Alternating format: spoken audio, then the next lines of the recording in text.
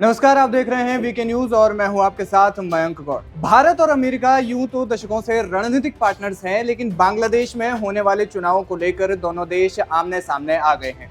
और सिर्फ आमने सामने ही नहीं आए हैं, बल्कि बांग्लादेश के लिए भारत अमेरिका से भी भिड़ गया है। दरअसल हाल ही में अमेरिका ने बांग्लादेश की शेख हसीना सरकार पर कई तरह के प्रतिबंध लगाए थे।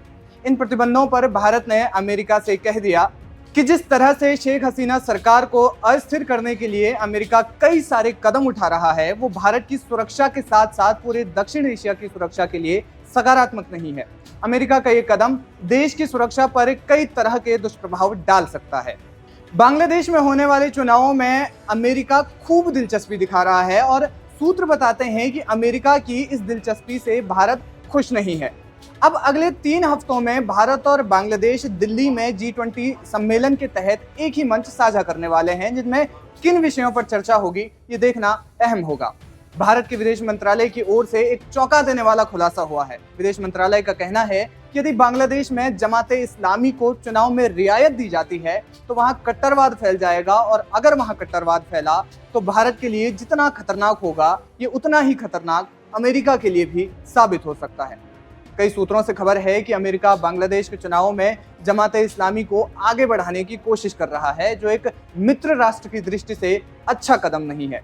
इससे पहले भी अमेरिका ने अफगानिस्तान से अपनी सेना वापस ले ली थी, जिसके कितने बुरे परिणाम देखने को मिले ये पूरा विश्व जानता है। और अब अमेरिका बांग्लादेश में राजनीतिक हस्तक्षेप कर रहा है, जो भारत को आने वाले समय में नुकसान पहुंचा सकता है। और अगर अमेरिका का हस्तक्षेप सफल रहा तो ये भारत को दो तरफा नुकसान पहुंचा सकता है।